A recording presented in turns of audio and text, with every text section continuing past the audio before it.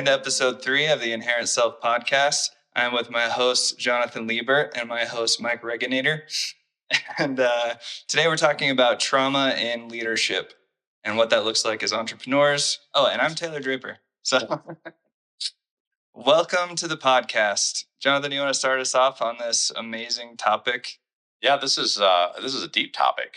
I mean, we're going to go deep today in terms of just talking about all the things that we're all having to deal with. Because I think, as we were talking about earlier, and when we were sitting here ready for the show, this is stuff that we're all kind of dealing with. The trauma of childhood, the trauma that life kind of brings you, and really, how are you dealing with it? And how is it showing up in your leadership style? Exactly. And it's going to show up in the boardroom, in the meeting room, when you're pitching. I mean, all this stuff. When you're now we get age differences because when I was younger, it's different from where I'm at now. I mean, that's the reality of it too. Maturity. Well, that's fair, and that's. I always like to look at like wounds and trauma as a like a downward spiral. So like it starts really wide. So it's like every once in a while it'll pop back up, but as you start your healing journey and as you start noticing these things, it starts popping up more often and more often, more often, more often until you heal from it. Hopefully, and I think that's one of the things that is hard for just a lot of men. I mean, in general, there's a lot of issues that we're all dealing with all the time. But I think for men too, it's hard to acknowledge that this is an issue. And maybe they see a pattern, maybe they don't. And I think that's the key, right? Is like, how are you using this to make sure that you're either fixing it, being solution focused oriented, calling it out, some cases asking for help, because no matter what you do, like it's going to show up. And so how are you turning this either to an advantage, or how are you getting better in healing from the trauma? Mm-hmm. Because everybody's got it somewhere, somehow, some way. And it's just something we got to do. Nobody is an exception for having trauma. No. Which is just part of the human experience. Trauma, no matter how deep it is or how, I'm going to say shallow, and I don't want to make that. It's like not every piece of trauma is deep, but it's not discriminatory, right? Everybody's gone through something. Mm-hmm. But how's it shaped the leadership?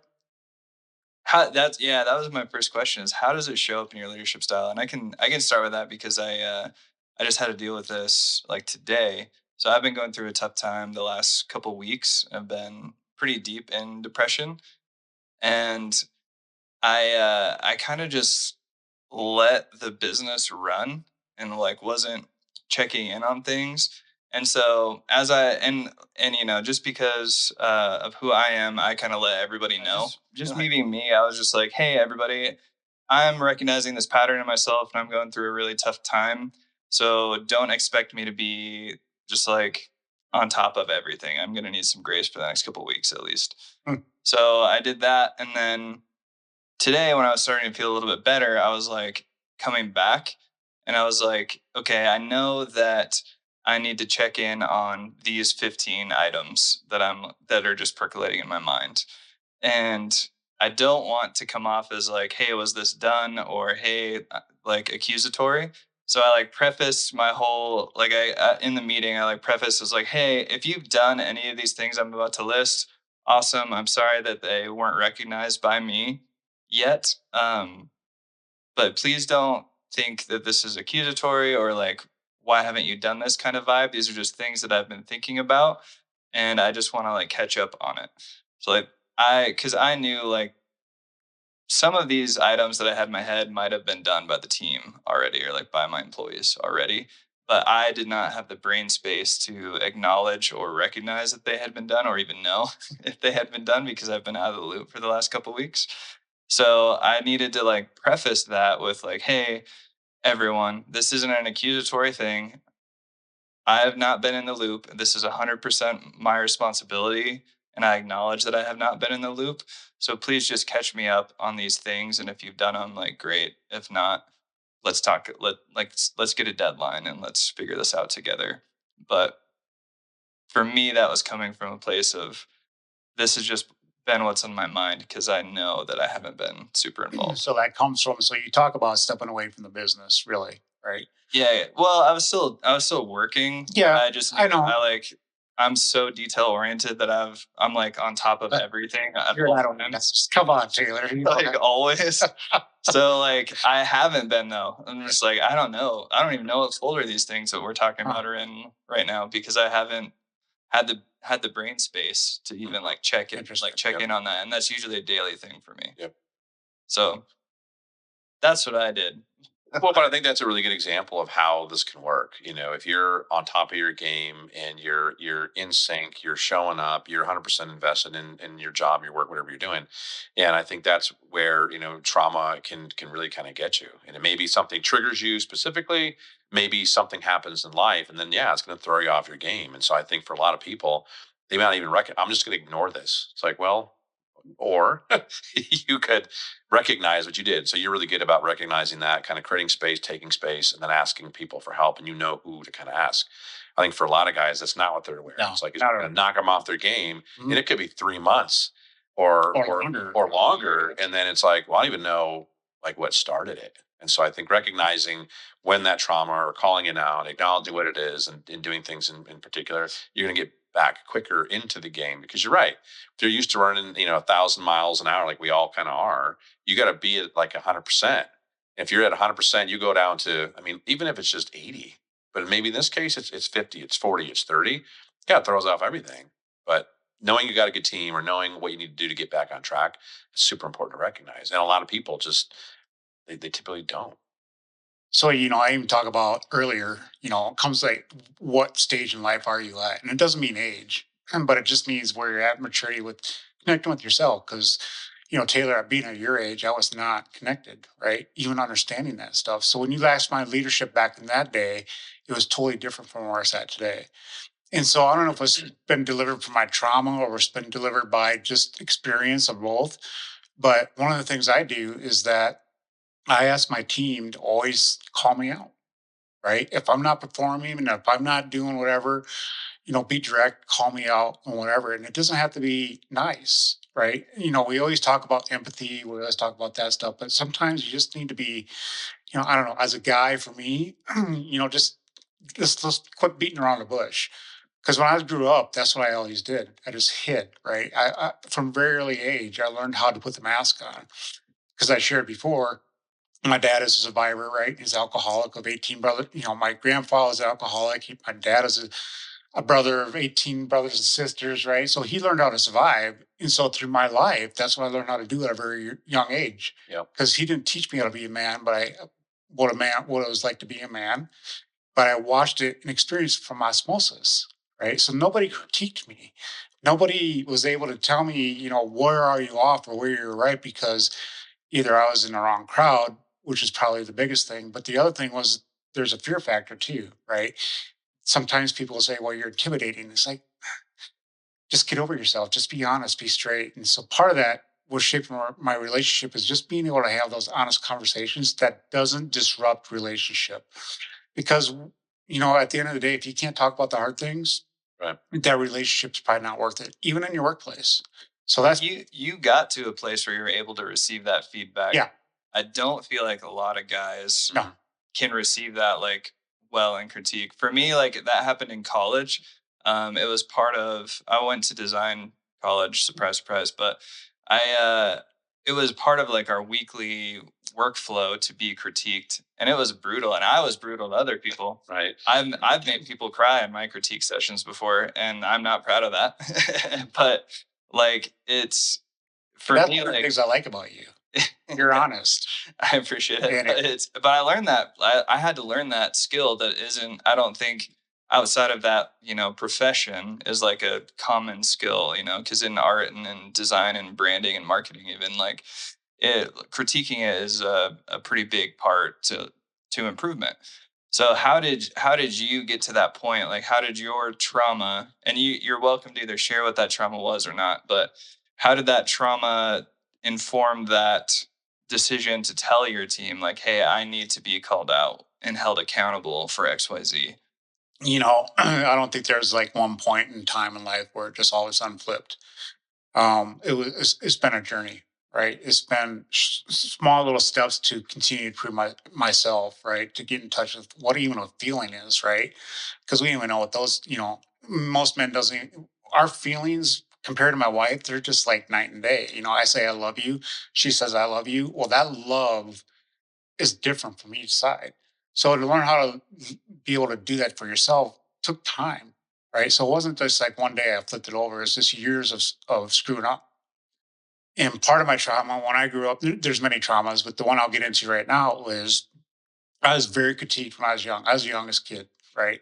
So I could never do nothing right. Why'd you leave this out? Why'd you do that? So I grew up with that mentality of, well, I can never be good enough because, well, I never was when I was younger because I was being critiqued. And then that went to sports, right? My age, when I grew up playing sports, is like, you can't fail. Failure is not an option. And there was no empathy on outside the football, the chalk lines, or the basketball court, or even the baseball field. So there was no teaching of, okay, be a good sportsman, but you can't be weak, right? So all that came through. Even when I was on my first job as being a CEO, I was like, I had no empathy. What was weakness to you at that point in your life versus what it means now? Well, I think back then I didn't know what it was, but it was being able to be vulnerable and being open and being able to make a mistake and then owning up to that, right? Being able to say I did screw up, it's okay, and things will be better because that's how we grow. If you don't screw up, you're not growing. So everybody out there, if you're not screwing up, you're not Right. growing, right? And it's part of life. I think you said that earlier too. It's like this is just that's one thing we know it's going to happen, right? Life's going to throw you curveballs and fastball. I mean, all this stuff. Life's gonna life. It Life's is gonna like it's just that's part of it. And I think what's really interesting about so first things first, like let's be honest. When you look at psychology of this too, like humans are resilient. Like we have to be, but again, we're typically our own worst enemies because we like to overthink about things. I don't even know if typically I think we are. Right. Yeah. I mean, it's just kind of how it is. But I mean, to your point too, it's like that is how we get better, right? And here's a really good analogy that I love to use with people. It's like when they, like a tree is going to grow its roots and it's going to get strong. It's going to be rooted firmly in the ground, right? The biodomes where they're putting, plants inside of less enclosed space. They planted trees in there as you would in these domes.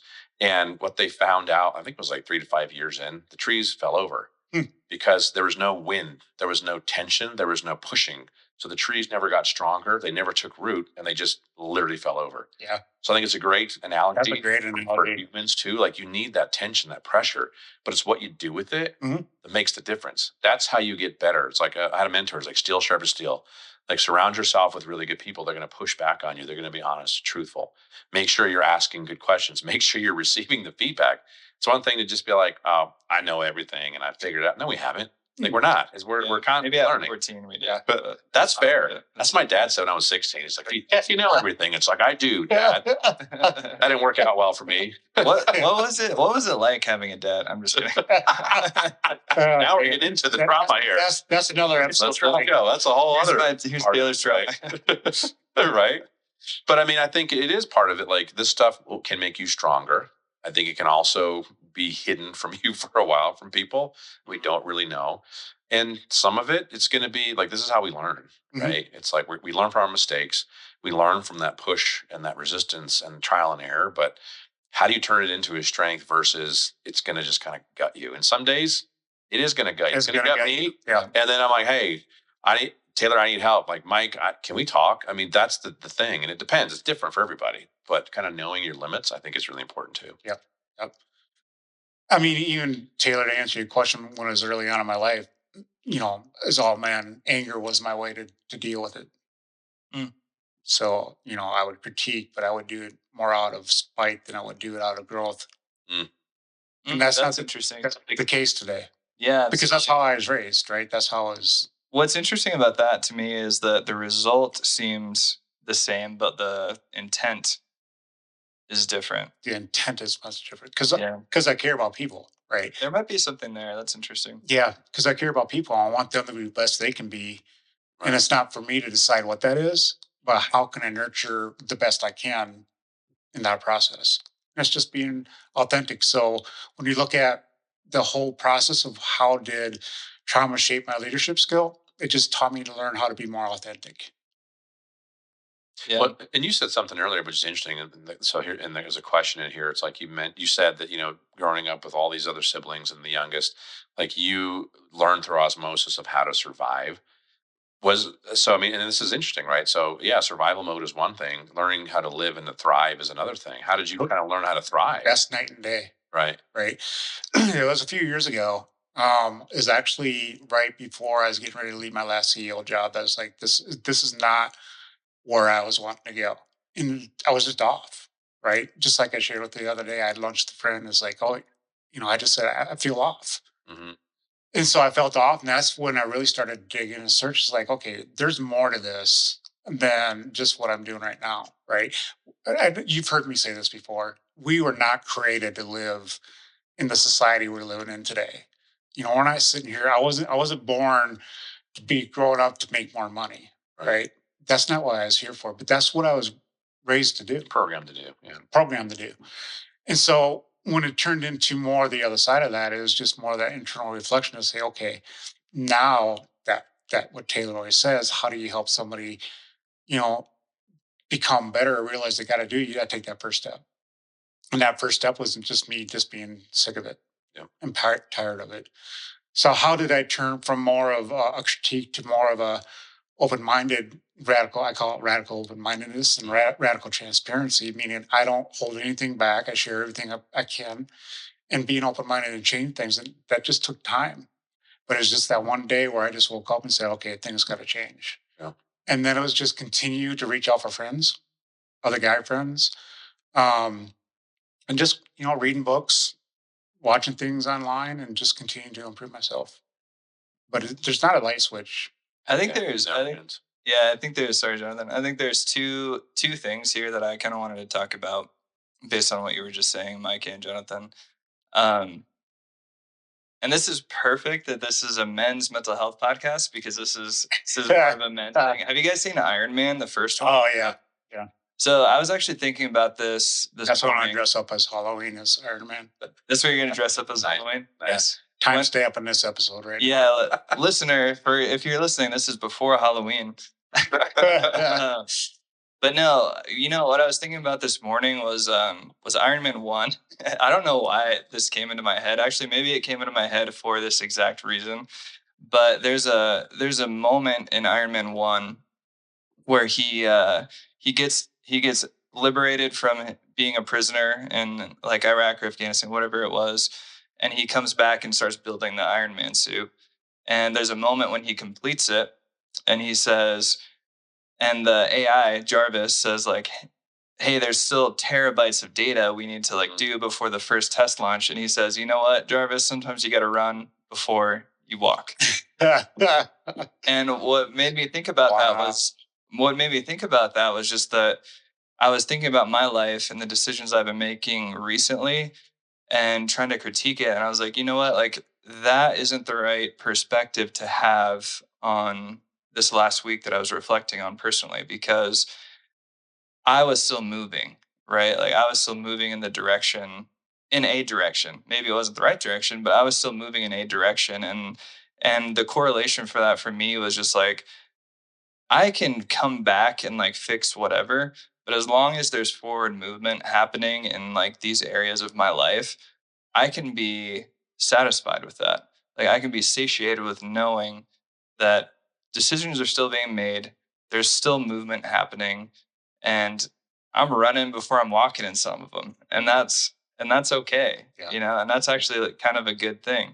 Mhm. And in the Iron Man movies, there's this whole the icing thing is what happens. I'm sure you guys remember that. Yeah. But like on that first test run where he said you have to run before you walk, he literally goes straight up in the sky, 85,000 feet, I think it was.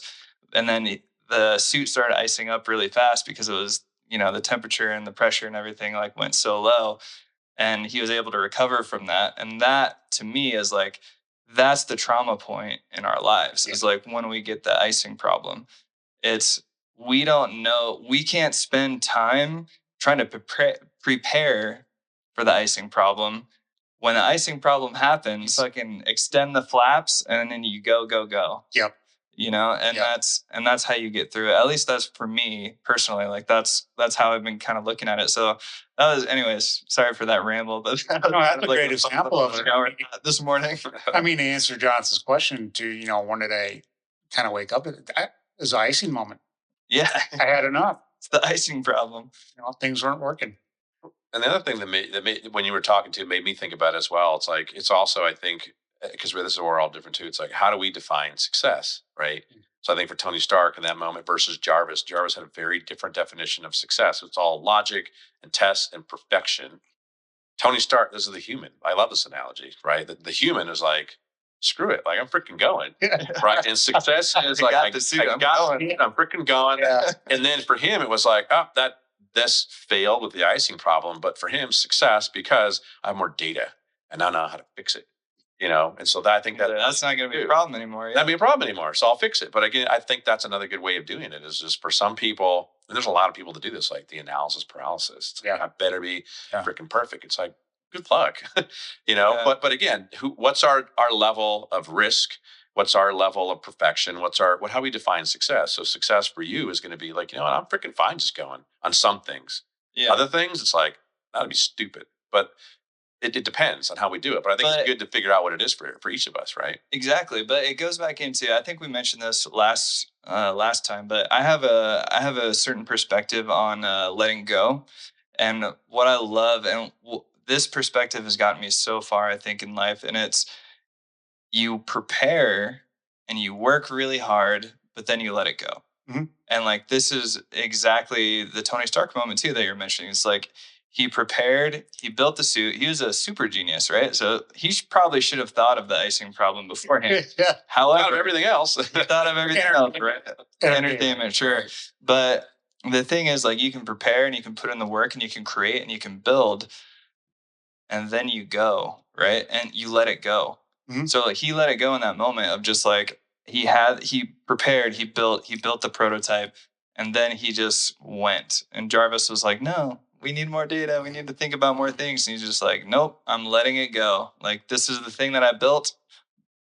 Here it is. Right. And so for me, like in my life, it's like I work hard, I prepare, I try to think about all the outcomes. I try to think about that. There's a certain point where you have to just be like, am I living in the what ifs too much? And when's the time to let go? When's the time to just be like, this is what I can do as Taylor, this is what I can do as Jonathan or Mike.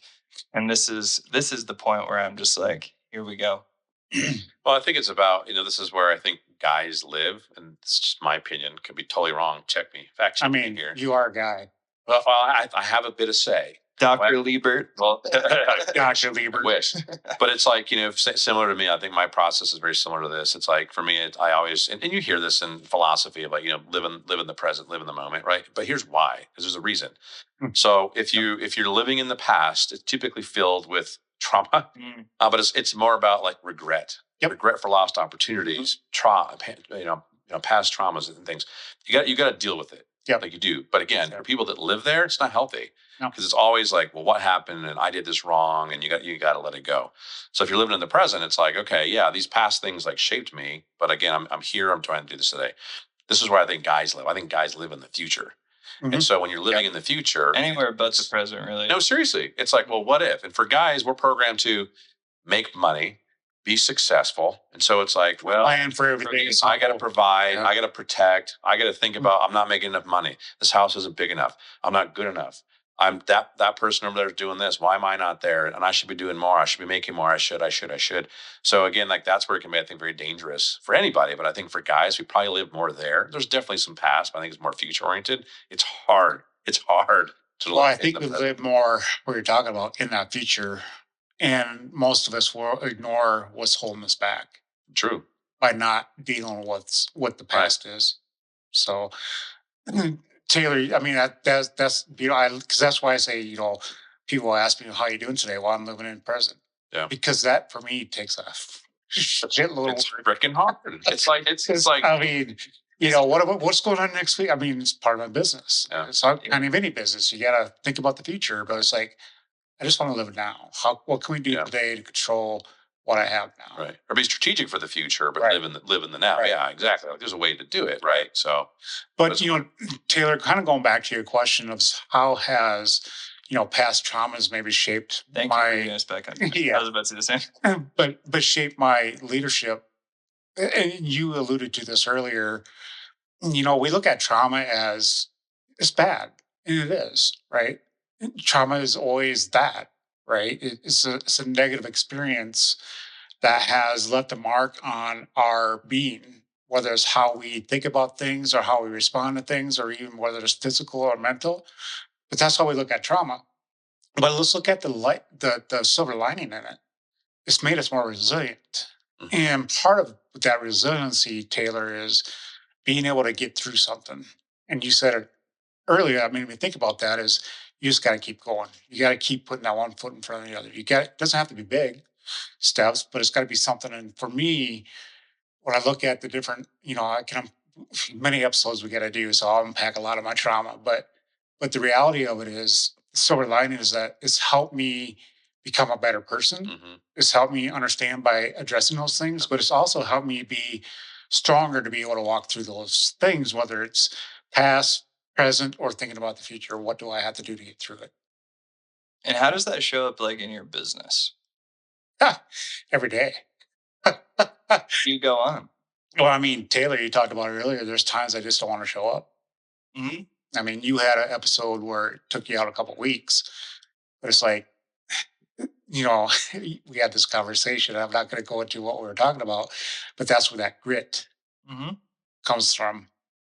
And so where it shows up in my life is that I don't want to have this conversation, and I may delay it, I may put it off, but eventually it's got to come. But now it's more constant and earlier, where I just say, okay, you just bite down hard on a piece of leather and go forward. And to your point of letting go with Tony Stark, right? It's just you got to move. Hmm. And it can create drive. I think that's another thing Yeah. too. It's like, especially if you understand it and accept it and figure it out, but it can also push us, to Mhm. those heights of like, I'm going to make sure I never end up in this situation. Right. Or I don't Or I want to help other people. want to help other people. I don't want this for my family.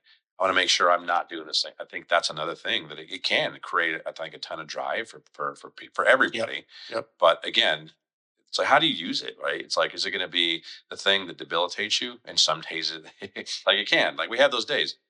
We're human. Give yourself grace, Yeah. guys. Yeah. But Even also, am I in trauma? Give yourself right, grace. give yourself some grace. But also, how are you going to turn that and sharpen it and to focus that and to push yourself? Because I think for a lot of people, yeah, it's like I'm going to make sure I do better, and this is what makes me me. Trauma is you; it's part of you. Yep. But how are you using it? How do you focus that? Yeah. I'd like to know if I answered your question though about the business. What's that? I'd like to know if I answer your question though about how does that work in a business. Yeah, no, I'm curious because it's like trauma Yeah. shows up in so many ways. And as entrepreneurs, we have to come up with ideas, we have to come up with processes, we have to come up with systems, and we have to build, build, build. And so, Some of us more than others. sure. Oh, while while these things are happening, and while this forward movement is happening, like when trauma like creeps in, has there been a time where either of you have recognized like I just made a decision based on Hmm. my own experience or based on my own trauma? And what did that look like? And was it good or was it bad? Not that there is really a good and bad, but like I think, what happened? yeah, I mean, I think early Mike, yes, and it's a lot. I think it happens to everybody, but I want to hear some specific examples. Well, but I mean, it's not a specific example because it's not just like I wish it was like, oh yeah, 5 years ago, like and I fixed like no, it's like I made this mistake or I did that, and so like that's when the insecurities come out of these things. And so I know for me, younger in my career, it was definitely more of these. I made the wrong choice. What are people going to think? Because to your point, it's like, well, this is what people thought when I was younger, or somebody told me this, a long time ago, and it gave me pause or it messed me up because it's like I really screwed that up. And this person judged me, whether they're right or wrong is how I took it. Right. So I think for me, it's about, okay, why did this affect me as much as it did? And in some cases, it was totally warranted. And others, it's like, well, I'm really being hard on myself. So why is it that this thing, that piece there, or this is what I think people are going to say is going to mess me up so much? And so some, most of the time it's like, great, I got this figured out. Other times it's like, I don't, but it's like, it's over the course of time to your point. Thank you for saying, as the guys here with the gray beards that, It's more about, Yeah. experience versus like Yeah. for the old dudes. I want to say Does that mean we have more trauma It's like than a Taylor wisdom. because we've been around longer? I don't Fair know. enough. That's another question. I don't know. Are you seriously like trauma comparing right now? Because I No. know both y'all stories. Right? Exactly. But I mean, I think it's an ongoing process. You're never done with it. There's always something else that pops up too, it seems. Yeah, I've never looked at any decision, good, wrong, right, or indifferent, that Mhm. I've pointed to a specific trauma event.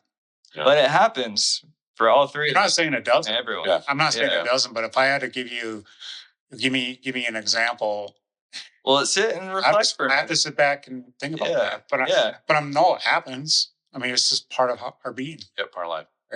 So I think that's a good segue into the next subtopic, which is if you can't like really describe a certain event or anything maybe recently in your minds where you're like, oh, that was a trauma business decision, whoops, or like, oh, that was a trauma business decision, I should probably like work on that. um Knowing that trauma comes into comes into play for entrepreneurs, and that's just like an accepted thing. Let's just say that that's accepted. Yep. Like, what advice would you give to like other entrepreneurs that maybe are just in a startup or they're trying to like improve their leadership style, just knowing that that's a thing? How would you address that, and what kind of advice would you give to these people? Yeah. I mean, I think it's really about being open and taking feedback. It's just hard to do. There's also there's tools out there that can give you this stuff. Most people aren't. It's like go go go go go. I don't have time. Like I'll figure it out, and maybe later on they'll kind of come back to it. But I think the other thing too is like surround yourself with really good people, which is hard to do because a lot of times as a startup, as an entrepreneur, somebody kind of knew it. Like I didn't know. So when I look back at my career, it's like, ooh, did not make the right selection of people there. I made the wrong decision, and we got to learn from it. That was the first quarter of my life. Right, exactly. But I mean, it's like, dang, if I knew my weaknesses better, if I knew my strengths more, most people are like, here's what I'm good at. But what about Sometimes not right. what about ego? Because I feel like that's like a very very common thing with Oh, yeah. men, and I can't speak to women, but I'm sure it's there too. But ego with men is like something I see so much in business owners. Yeah. And do you feel like that's like a trauma based response, or do you think that that's why does that happen to Well, men so much? I Guess is think my question. ego is in everybody, right? And I think Sure. and it's not a bad. I mean, yes, it can be bad, It right? depends. Yeah. It all depends, right? But I think there's I read this book and I'm kind of following this guy, but he talks about the death of ego. You Mhm. gotta put your ego to death. It's not a bad thing. It's not that you still can't have ego. Is it that book I told you to read? Nope, different one. Why haven't you read that yet? I'm working on it. It's an audio book. Yeah, there's an audio book of it. Yeah. Right. We're only human, right, Mike? Yeah, we're only human. I can only read so much of the day. Yeah. You don't show up to events, you just can't read. Yeah, but yeah, I think ego is. I think that goes back to showing weakness or showing whatever. I think this is part of our buildup that an ego too. A lot of the people I know that are egotistical, still good people, but they're more about the fight than they are. They're more about being right than they are about just finding the way. That's been my experience. Because it's from their trauma. It's from their trauma, right?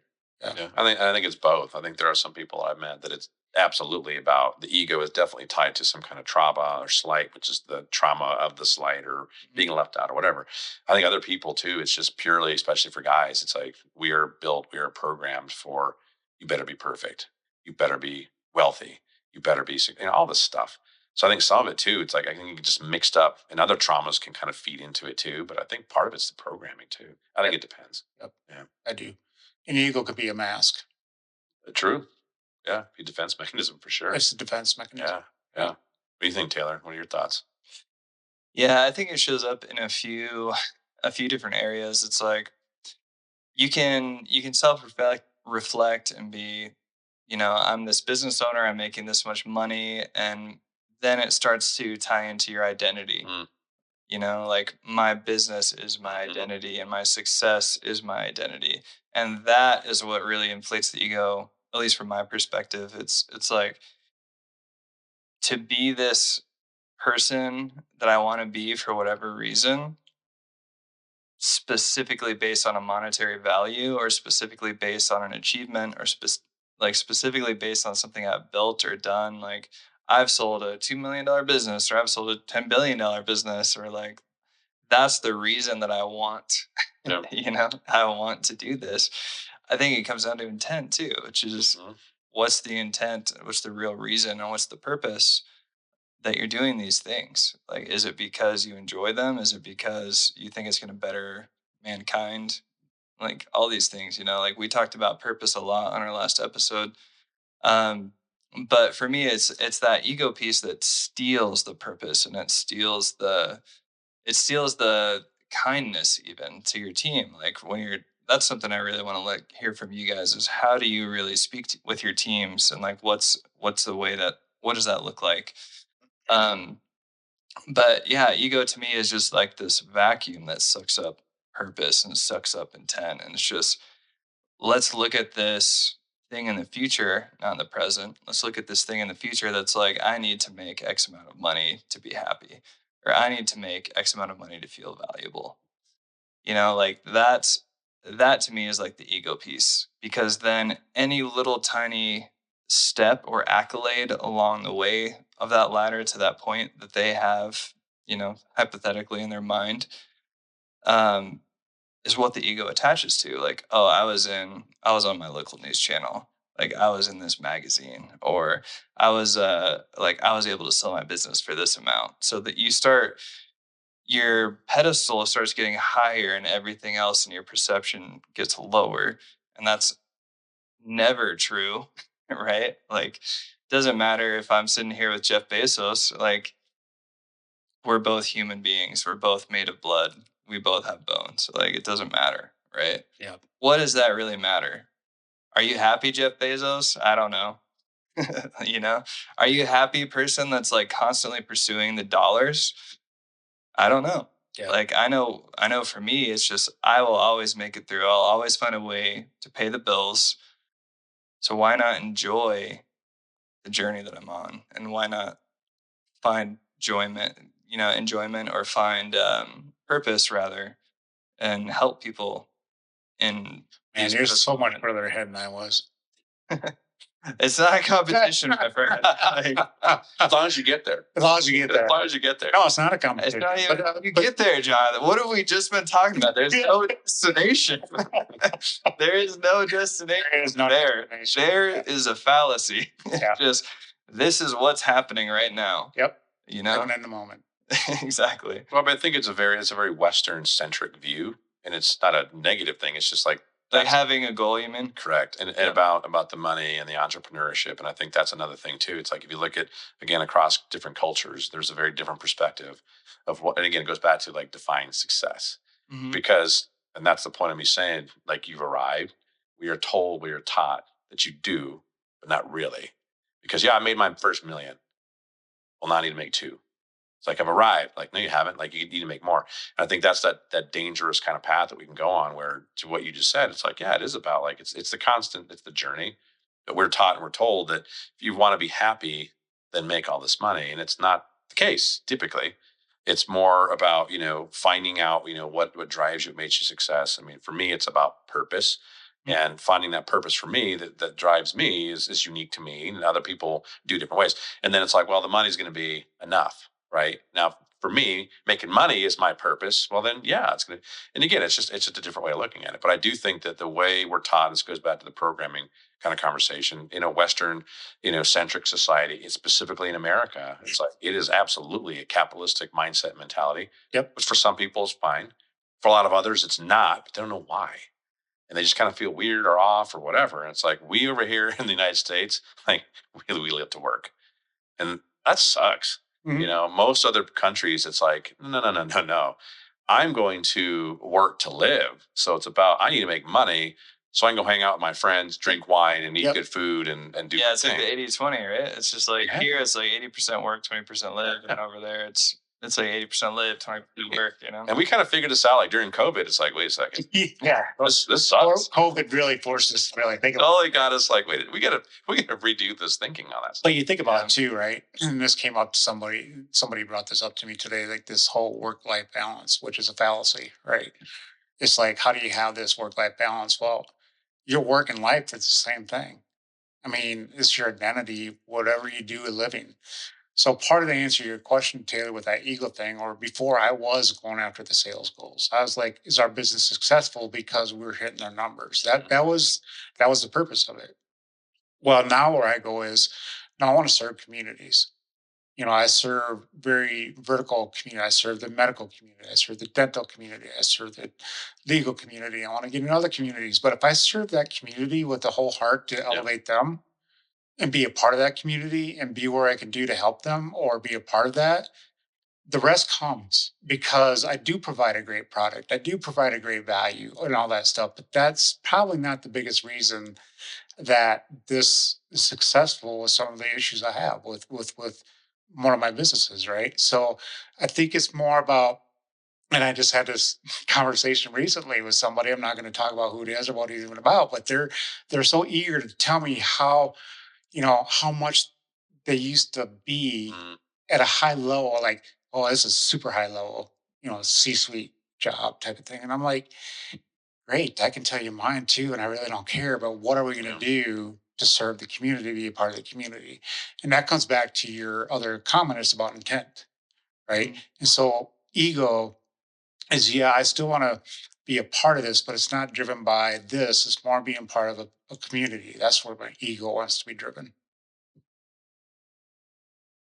Yep. Yeah, I don't think ego is necessarily bad because it's just one of those things. It can be. It's who we are. It Like can be. we all Just have like it. most, Yeah. just like anything, right? Exactly. It can be bad. You can have way too much Burger King, but I mean, let's be real. all Let's be good. real.